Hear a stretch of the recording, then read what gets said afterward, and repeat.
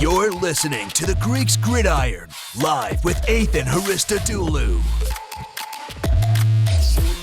Welcome back, everyone, to the Greeks Gridiron. I am Ethan Haristodoulou, and today on this April 29th, 2022, we are recapping round one of the 2022 NFL Draft. It was a pretty wild night with a lot going on in terms of just trades, records being broken for picks from certain schools. It was an awesome night. Some head-scratching moves were made. I mean, we have so much that we're going to get into here, and I'm going to recap all the big things with you guys. We'll go over obviously the number one selection in the draft. We'll go over the quarterback situation for the draft. We'll also go over the wide receiver mayhem that was going on in round number one. I'll give out my favorite picks of the night, and then I'll also go over some head scratchers that I did not really like after walking away from round number one. So, starting off first, we will get right into the number one overall selection here in the draft. The Jacksonville Jaguars opting to go with Travon Walker over Aiden Hutchinson. It seemed like the last few weeks, the push for Travon Walker was becoming bigger and bigger, and it really felt like kind of a toss-up going into the draft. From what it sounds like, the Jaguars were very sure of their selection, but when you listen to like the media and the talking heads, no one really seemed to know where the Jaguars were going to end up going here, because you had Aiden Hutchinson, who had a ton of production just this past season, where when you're looking at Travon Walker, he brings more versatility and potential to the table, and GM Trent Baalke even talked about that in their press conference post-draft selection. So that was something that they were looking at there. They also called him a culture setter and a guy that has impeccable character. So it sounds like they really did like him, and that this was the guy that they wanted for quite some time now. It wasn't like a toss-up where they weren't really sure who to go with. It sounds like maybe within the last couple of weeks or so, the scales kind of got tipped into Travon Walker. They didn't actually go out to go see him if I'm not mistaken, when I was watching that press conference, they didn't go out to see him, but they did meet him in person at the combine, and that's what I would say probably spun things around a bit and started leading them to lean towards Travon Walker as opposed to Aiden Hutchinson, who then ultimately ended up going at number 2 to the Detroit Lions. I also want to make mention to linebacker Devin Lloyd, who was also selected by the Jaguars at pick number 27 following the Jaguars trade with the Buccaneers to move back up into the first round and make a second pick. Overall, I like this. They went defense with both the linebacker pick and with Travon Walker at pick number 1. I think that the Jaguars definitely needed an infusion of talent on the defensive side of the football. Although my only real concern is just the bet on potential as opposed to like betting on production. And that's something that I've seen a few people mention here and there as I've been watching other recaps and whatnot of day one and them talking this pick specifically. You're going after Travon Walker, who, again, more versatile guy. He's done a few different things, whereas opposed to Aiden Hutchinson, who's more of like the pure pass rushing type. Do you want to go after the guy that had the 16 sack or 14 sacks, whatever the number was, in Aiden Hutchinson, or someone who, you could have go after the passer or after the quarterback, or maybe have him drop back in coverage if you need him to? It seemed like Travon Walker did a lot in that Georgia Bulldog defense in terms of scheme, and he was moved around a lot to do a lot of different things. So it ultimately boils down to, you're taking versatility over production in one place, I guess, which is a little bit of a risk, but the reward is definitely higher, and hopefully it pays off for Jacksonville. But hats off to the Jaguars for getting their guy. Really exciting stuff to kick off the draft here. A little bit of a surprise. I think a lot of people really thought it was going to be Aiden Hutchinson, myself included, if I'm going to be honest with you. When the Travon Walker stuff started to pop up, I thought, okay, maybe this is like smoke to throw off other people in the draft, or I don't really know like what to make of this all. I still thought, and when I did my Jaguars draft preview, I kind of thought it was a foregone conclusion at that point. Aiden Hutchinson, just about every single mock draft had him going number 1, except for like a handful, and I even saw 1 or 2 that had Travon Walker at number 1. But overall, good picks by them. I really like the Devin Lloyd one. I honestly like that one more than I like the Travon Walker pick, because you get a bona fide leader and a guy who can run that defense there at the linebacking position. I think Devin Lloyd's going to be huge for the Jaguars as well. Now, let's talk the wide receiver mayhem that went on in the early stages in the top 20, or top 18, actually. 20 is just to give it a good number to look at. But in the top 18, and within 10 picks of one another, we saw 6 wide receivers go off the board, and 3 of those wide receivers were taken via trade-ups. I mean, the movement that went on in this year's draft was unbelievable. There was a record 9 trades in the first round of this year's drafts, and that's the most in day one since the first round got its own day back in 2010. It felt like teams are flying all over the place trying to get their guy left and right. Awesome stuff. It makes for a lot of drama. It makes for a lot of surprises, and I think that's what makes the NFL draft so much fun. It's because it's very unpredictable, and you never know just kind of what you're going to get out of it. But at number 8, the Falcons took wide receiver Drake London out of USC, and then the wide receivers kind of just started flying off the board from there. You had a quick break at pick number 9, and then at pick 10, the Jets came in, swooped up Garrett Wilson out of Ohio State. The Saints traded up to get Chris Olave to pair with Michael Thomas. I think that's a pretty awesome selection right there for them. The Lions then traded up, and they were willing to take the risk on the torn ACL with wide receiver Jamison Williams. The Commanders at number 16 went Jahan Dotson, who I am a Colts fan, and I actually was hoping they would be able to get him in the second round. I was kind of surprised he went so high. I didn't think he would, if he was going to go in the first round. I expected him later in the first round, so a little surprised he went there at number 16. And then the Titans, probably making one of the 2 largest trades in last night's round 1, getting rid of wide receiver A.J. Brown so that they could trade up and grab wide receiver Treylon Burks out of Arkansas. So let's talk this real quick because that Titan situation was pretty nuts. So pick 18, Eagles are on the clock. Titans come in. They offer up A.J. Brown and a 3rd-round pick in exchange for the Titans pick at number 18 and also pick number 101. Later on, Titans GM John Robinson had this to say. This is exact quote. At the end of the day, I have to make the hard decisions. There's a lot of things that impact those decisions, and certainly the finances impact the decisions in trying to get value when we can, and that's the decision we made today. A.J. Brown himself also had something to say about this.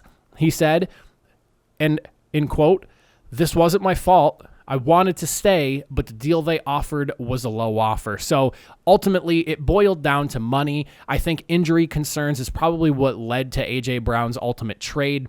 The Titans obviously did not want to commit. I believe it was $57 million guaranteed of the $100 million 4-year deal that the Eagles ended up signing A.J. Brown to as a part of the trade.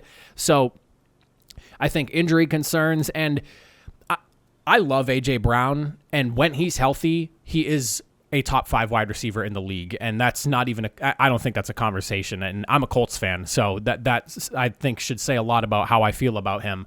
He is an excellent wide receiver, but I do understand the injury concern and just not being, the best thing in the NFL is availability, and if you're available, that's like the best thing possible because you're just another body you can have on the field. And so it seems like that became the issue. And when you look at like the Treylon Burks and A.J. Brown comparison, I'm not saying they're the same receiver, but a lot of the measurables are fairly similar in terms of like speed, size, and build and everything like that. So it makes sense for them to kind of move on from A.J. Brown and take a similar to A.J. Brown type of wide receiver in Treylon Burks. There is risk to that, and I don't know if I really agree with it completely. Again, I just told you, I think when healthy, A.J. Brown, when healthy, is a top 5 wide receiver because he can play like a mother effer. I mean, he is awesome at what he does. But, if you're missing a handful of games each and every single year, he missed a handful just this past season, I can kind of see where the Titans are coming from here. But talk about gambling on proven production with, spotty appearances here and there over, just going after potential upside. It's a little bit of a shaky ground there to be walking on, but hey, hats off to the Titans for making the move. As I did mention, 6 wide receivers taken in the top 20. This is actually the most in the common era of the NFL draft period. So some pretty crazy stuff here with the way these wide receivers all shook out. And then one other thing I wanted to make note of with all the wide receiver craziness that was going on in the draft last night, the Ravens, they didn't select the wide receiver, but they did move their wide receiver as Hollywood Brown is off to the Arizona Cardinals. The deal was actually made prior to the draft. The Cardinals went and brought Brown and his girlfriend to Arizona so they could be a part of the draft party when the trade was announced, which is some pretty like low-key, sneaky stuff and awesome. I think that must have been a lot of fun for everyone to be a part of there when that was announced. But talk about another one of those like earth-shattering things where nobody really heard about it. This was like on nobody's radar type of deal. But according to Ravens GM Eric DeCosta, Marquise Brown had quietly, so he didn't want to make a big deal out of the whole thing, but he did say something to the team, asked for a trade at the end of the season. He was unhappy and he wanted to play elsewhere. And with Brown, I mean, production kind of maybe not quite what you want it to be considering he was a first-round wide receiver, but I think the appeal there for the Arizona Cardinals is similar to what we saw with the appeal of taking Jamar Chase last year for the Bengals. You're pairing up a quarterback and a wide receiver that played together in college. That chemistry hopefully can still carry over, and maybe they find success the way Jamar Chase and Joe Burrow did. You can tell that this draft had a touch of the Jamar Chase effect, if I was to say, because the way we saw wide receivers, one, flying off the board, and two, being traded up for, I mean, again, this is the most wide receivers ever taken in the top 20 in the common era. Like, you can tell that everyone wants to get a top-tier wide receiver on a cheap deal to try to make runs at the Super Bowl here. And while it's a good idea when you say it out loud, there is an issue where some of these receivers, more than likely, all of them, maybe one at most, they're not going to be Jamar Chase, and it's also not going to be Jamar Chase with Joe Burrow throwing him the football. So I'm excited for all this talent, don't get me wrong, but you can see the Jamar Chase effect in this draft.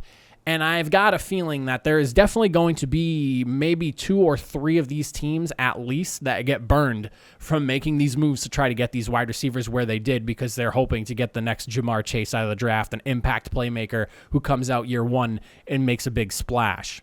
Interesting stuff at the wide receiver position for this year's draft. Awesome stuff to follow. Excited to see who goes here in day 2. There's still a handful of guys left. Sky Moore, George Pickens is another guy to think of. There's a handful of wide receiver prospects that are day 2 guys for sure.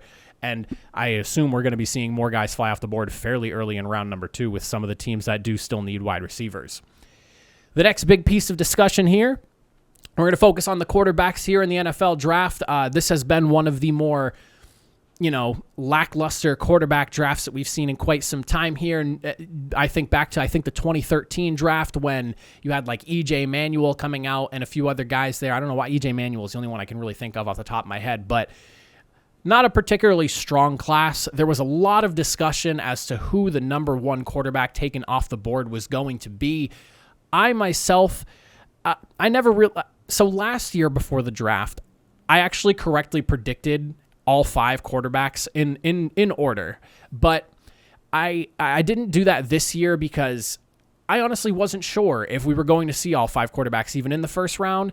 But depending on where you listen to and depending on what day of the week it was, if you listened to enough reports, you could possibly believe that 5 quarterbacks were going to end up going in the first round. If one got taken, and I was in the camp of belief that like, if one quarterback got taken really early, and I'm talking like within the top 10, like say the Lions, who I saw like Malik Willis tied to a couple of times, took him at number 2 and surprised everyone. Similar to what happened with wide receiver, I think when you had Drake London go number 8, and then there was another wide receiver taken again at number 10, it kind of like sped up the wide receiver process because nobody wanted to miss out. And I think something similar of that nature could have potentially happened with quarterback, maybe not as aggressive, but maybe if like we saw a quarterback in the top 5 go, then we maybe see like 3 quarterbacks in round 1 instead of just the one that was taken in Pitt QB Kenny Pickett, who is now a Pittsburgh Steeler. So the Steelers ultimately at number 20, going with their backyard quarterback, the guy who has been playing in the same area as them for the last, handful of years. This is the first time since 1997 that we've seen no QBs taken within the top 19 picks of the draft. It was Jim Druckenmiller who went 26th to the 49ers. So his record is the all-time one in the first round there. But crazy stuff. So we still have Malik Willis sitting on the board. We still have Matt Corral, Desmond Ridder, Sam Howell. I actually thought Desmond Ridder was going to be the guy that Pittsburgh ultimately ended up with. While I understand that Kenny Pickett is like the most pro-ready quarterback, and in hindsight, it does make sense because the Steelers have a really good defense, and I'm assuming this draft is going to be spent on rebuilding the O-line, and they've already done a little bit of that as well during free agency. This is going to be a team that's definitely trying to compete next year, and while Mitch Trubisky might end up being QB1, and if things go well, they could be a fringe number 7 seed playoff team, or if things aren't going well with Trubisky, Kenny Pickett could step in, and if all goes well, maybe again, they still end up being like a fringe number 7 seed. I think this makes sense in hindsight, but I feel like I liked Desmond Ridder a little bit more for them. He brings a little bit more mobility to the game. He's a proven winning quarterback. He one of the third winningest quarterback in college football history. I thought maybe Desmond Ridder would be a more likely choice here. He brings a little bit more size to the game as well, and obviously the hand conversation with the gloves and whatnot has been a thing, but I guess the Steelers are not really concerned with all of that. I will say, if you did not watch the USFL or have not watched it yet, week 1, and I'm not comparing Kenny Pickett to Alex Magoo, but Alex Magoo was wearing gloves in a rain game, and he did drop the ball a couple of times before finally throwing off the gloves in anger and frustration. So, I mean, maybe it's different glove types that they're wearing. Maybe Kenny Pickett has a certain type of glove he likes to wear that he knows works well with him in rain games. There is tape of him playing fairly well in not good weather. So interesting stuff to say the least. There was a point in time where I really thought Kenny Pickett going to the Steelers made sense, but the more I looked at the quarterbacks, I felt like Desmond Ridder or maybe even like Malik Willis with his potential upside, especially after the Trubisky signing, made more sense because it just felt like they would probably be more willing to take a project type of quarterback or one that maybe wouldn't be as ready right out of the gate because they have a veteran in Trubisky. But it seems like with taking Kenny Pickett, if the opportunity presents itself, Pickett will start day one. That's if the opportunity presents itself and he is as ready as everyone seems to think he is. So we'll have to keep an eye on that there. But again, Malik Willis, Matt Corral, Desmond Ridder, Sam Howell, all still available, handful of quarterback needy teams, and I'm assuming they'll probably go somewhere within like the second round to maybe early third round. I think all four of these quarterbacks will be gone by early portion of third round. They seem like better picks at second and third where you're not investing as much money into them. Now, let's get into the fun stuff, the criticisms and the praising. We'll break down my favorite picks, and then we'll break down my head scratchers. So for my favorite picks, I actually have 4 teams here. I was going to go and just do like players, but then when I was looking at what some teams did, there was just like hauls of picks from multiple teams because there were, I believe, 9 teams that had multiple picks in this year's first round as well. So I was looking at some teams and I was like, wow, I like what this team did at all 2 of their picks or all 3 of their picks. So I decided I would bulk it into 4 teams that I liked what they did really, really well. And we'll start off with the Jets. And I want to say hats off to these guys. At number 4, you get cornerback Sauce Gardner, who never let up a touchdown during his college career. You then get wide receiver Garrett Wilson, which a lot of people considered the best wide receiver in this year's draft class. And then the aggressiveness that Robert Salah and company showed in going after defensive end Jermaine Johnson II in a trade up. They called everyone to see if they could get themselves within the first round again to get after their guy because they thought he was the best edge rusher in the class. Get up, get your guy. I mean, you get an elite corner in the draft, one of the top-end edge rushers, so you help out your secondary, you help out your pass rush, your passing D should improve to some extent going into this first season, and then you bring a guy like Garrett Wilson in for quarterback Zach Wilson to throw to. You gotta love it. This is aggressiveness at its finest, and the Jets have been along the bottom of the barrel for quite some time now, and I can't really tell you the last time I looked at a Jets draft class and was like, damn, they did a good job. I like this. And I cannot believe I'm saying it, but damn, they did a good job, and I like what they did. So hats off to the Jets and company there for going after their guys. I mean, you could see the excitement on their face with all 3 of those selections that they had. There was nobody really disappointed with any of those 3 selections there. You get legitimate talent in some really key, literally like 3 key positions. When you think of anything but quarterback, cornerback, edge rusher, wide receiver. Those are like premier spots right now that you need to be trying to fill in the NFL if you want to be a successful team, and they hit all 3. You love it. Then from there, the Saints. I really, really like what they did. And at first, when I first saw, especially with the pick of wide receiver Chris Olave at number 11, I wasn't sure if I liked this one or not. But the more I thought about it, with Michael Thomas coming back, and it seems like the bridges have been repaired and, whatever was going on with frustrations and issues before, all of that is water under the bridge now. I like the selection of Chris Olave because you pair him up with Marquez Callaway, Michael Thomas. Hopefully the situation with Alvin Kamara can get situated. We obviously know there was a whole legal thing right after the Pro Bowl with him. Hopefully that all gets sorted out, but we'll have to see what happens there. And then also going after offensive tackle Trevor Penning, who was a phenomenal pass blocker. You essentially replace the left tackle spot that you lost in Teron Armstead, and I like what they did in round 1. You add another passing weapon for Jameis Winston, your quarterback, and then you shore up the left side of the offensive line with a guy like Trevor Penning, who is a fairly proven talent. And honestly, one of the bigger knocks for him was just like talent level he competed against. We'll have to see how it translates. But I like what they did there. They went after a position of need, and not necessarily a position of need at wide receiver, but more so you're fortifying an offense that needed a little bit more help, because the defense over there in New Orleans is a very good group, and they really didn't need to prioritize defense in the first round here. I wanted to see them do stuff with the offense, and I like what they did here. This is a really good couple of picks that they had. Then I'm focusing on the Chiefs. The Chiefs honestly had probably two of the best selections in the first round in terms of filling needs and helping their team get better where it needed to get better. You get cornerback Trent McDuffie, who I thought the Vikings were going to take at number 12, and a lot of people seem to think that they were going to take at number 12, and for whatever reason, they traded out of the spot, and they didn't take him. Surprised by me, surprised I'm sure to a lot of people, but they didn't. So Trent McDuffie at 21 goes to the Chiefs, and then they double down on defense at number 30 with edge rusher George Karlaftis. This is exactly what the Chiefs needed to do. You have offensive firepower. I understand losing Tyreek Hill is a big deal. There are some second-round receivers you can hope to get, maybe even trade up and go after, because the Chiefs overall, fairly complete team. They were just duking it out in the AFC Championship this past year for like the 4th year in a row. So, very complete team. And the defense, I think, needed more help than anything else. So I like that they went 2 premier spots on defense. You got a really good cornerback, a guy who's gone against some pretty solid talent, has all the skills you want to see, the intangibles and everything. And then you get a guy like George Karlaftis, who I think was a little bit underrated coming out of this draft class, but that guy is a proven rusher and can get after the quarterback and bring him down.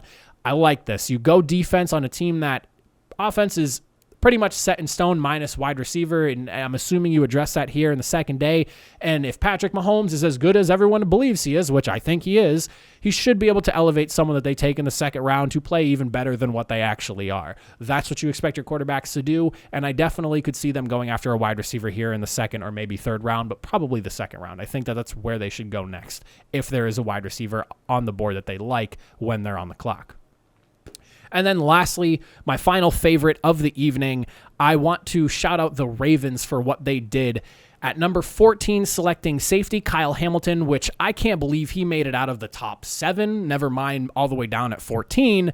And then also getting center Tyler Linderbaum, in a couple of trades moving back. The Kyle Hamilton thing alone is unbelievable. I can't believe he fell as far as he did.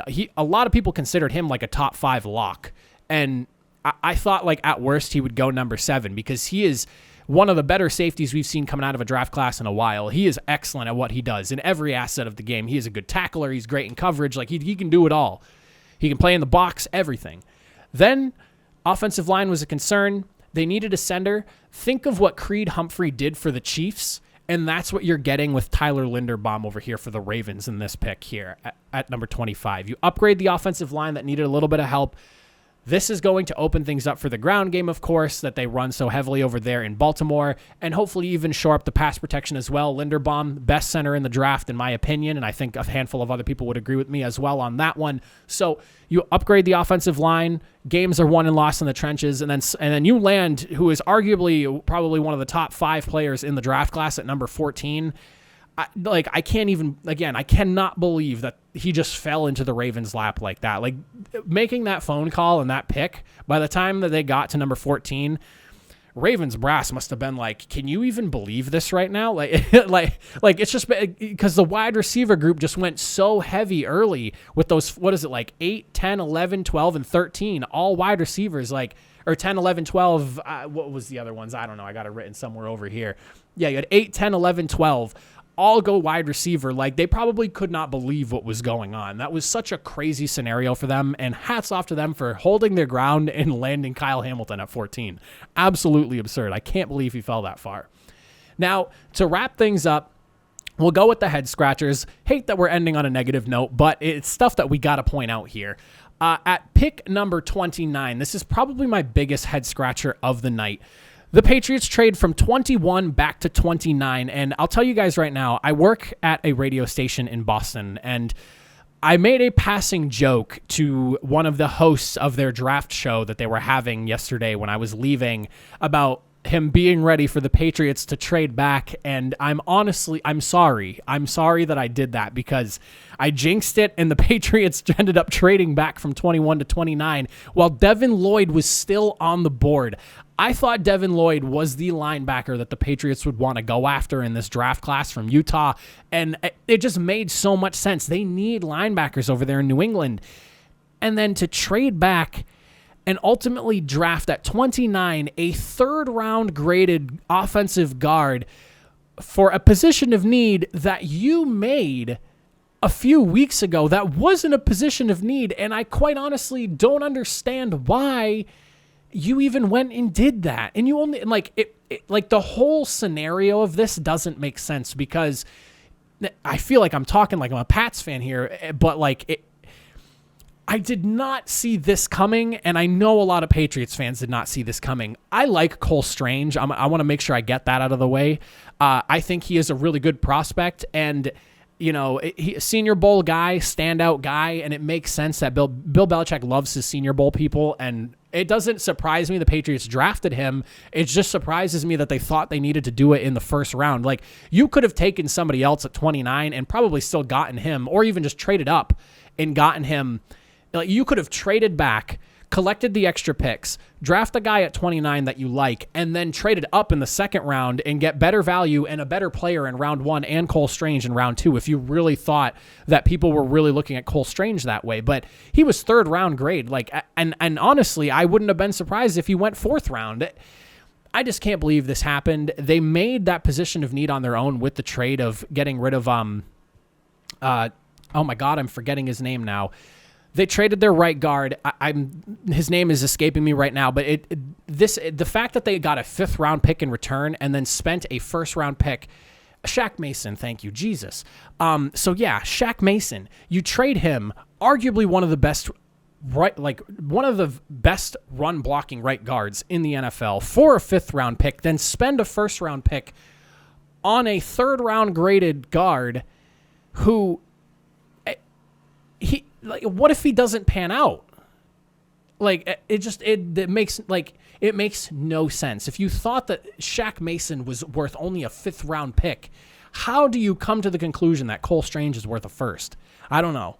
I'll get off that though. Patriots pick makes no sense. Next one up here, and I only got 3 on this one, so second of 3. We got the Packers at number 22.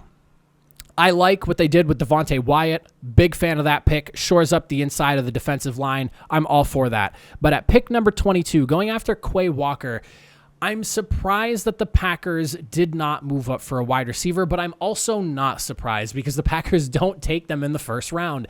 When I did my draft preview for the Packers, I talked about going after maybe, a wide receiver in the 1st round and in a 2nd round because they really needed that wide receiver help. And it wasn't me predicting that I thought they were going to do that. It was more so what I would like them to do because of position of need. I did have them going after George Pickens in the 2nd round, and he is still available. And I think that the Packers need to be heavy players in pursuing a wide receiver in round 2. Quay Walker was apparently a late riser for some teams, and I didn't know that he was starting to project into the 1st round possibly. I thought, day 2 guy. I'm surprised that they went with Quay Walker. It seems like there is a concern going on with Nakobe Dean because a lot of people thought that if it would make sense that Nakobe Dean goes here, but apparently the concerns are a little bit more real than some people realize, and maybe it's the size thing. I don't know, but, I'm surprised they went Quay Walker. Like, I just think that if Nakobe Dean's still on the board, or like you really needed wide receiver, move up. You've made it to the NFC Championship now. What, 2 back-to-back years? Like, you need a wide receiver. You just got rid of Devontae Adams. I understand you brought in who was it, Sammy Watkins, but like, is he going to be an answer for your wide receiver group? No. No offense to Sammy Watkins. I mean, if he stays healthy, I like his skill set, and I think that Aaron Rodgers could be fairly successful with him. But do I think he's going to just magically take over at this stage of his career and be a number 1 wide receiver? Like, no. Randall Cobb's obviously there. He likes him, and I guess maybe this is also a little bit of the Packers betting on Amari Rodgers that they took last year in the draft, who was fairly successful when he had Trevor Lawrence throwing to him at Clemson. Maybe that's what it is. I mean, I'm assuming we're going to have to see more of Amari Rodgers now. And, whoever, if they end up going for somebody in day 2 here, which, again, George Pickens is still on the board. That is the guy that I said I would like the Packers to go after, that I think Aaron Rodgers could make some magic happen with. So we'll have to see what they do here. But I don't understand the Quay Walker pick at number 22. A little bit of a head scratcher there. Love what they did with Devontae Wyatt. Not a fan of the Quay Walker selection. And then for my final head scratcher of the day, and we will wrap up this round 1 reaction, recap, whatever you want to call it, I have wide receiver Treylon Burks going to the Titans at number 18. We touched on this earlier when they made the trade, but I need to double down on it because I mentioned it kind of briefly when I was talking about the trade details and everything. I understand the concern with like injury history, but A.J. Brown is a top 5 wide receiver when he's healthy. I will double down on that any day of the week. I'm a little concerned about his production going into Philadelphia just because of the play style that they run there. But with Ryan Tannehill throwing him the ball, he was really, really good. Really, really good. And I have a hard time justifying in my head moving on from a surefire, and even if you don't think he's top 5, he's top 10 at least. Like at least at worst, whatever you want to say. Like, he's top 10, of course. So you go from having a top 10 wideout at worst to wide receiver Treylon Burks, who athletic specimen. I like what he brings to the table, but you're gambling here. And none for nothing, your offense didn't look great towards the end of the season without Derrick Henry. A.J. Brown was one of the few bright spots. Julio Jones is now gone, and while he wasn't really doing much, he was still someone you had to account for when he was on the field because of his name. Now you're just looking at Derrick Henry, and I know that they have Robert Woods now, so there's that, but he's coming off of an injury. I'm not a fan of the wide receiver room as much as I was before this offseason hit. We'll have to see where they go, but a little bit of a head scratcher. Surprise, because going into this draft, the gap between like Tennessee and the rest of the AFC South, I thought was somewhat significant. Like, it's the Titans, the Colts, and then like the Texans and the Jaguars still trying to sort things out. But with that trade of A.J. Brown, I mean, Treylon Burks could pop off, and I'm not going to sit here and dismiss that. Obviously, that's a possibility, but the gap has closed now with Indianapolis and Tennessee, and if the Colts get a solid wide receiver, they're picking, I believe, 10th in the second round today at 42. So if they get, if they get George Pickens, my goodness, I will have a heart attack because I'll be so excited. But, Sky Moore is another guy to think of. Like, there are some still pretty solid wide receiver prospects on there. The Colts got Matt Ryan, who I think is a significant upgrade to Wentz. The Titans closed the gap between them and the Colts. And, the Colts obviously got Stephon Gilmore, too. Like, the Titans on their own closed the gap with a division rival. I don't know. It doesn't really make sense to me.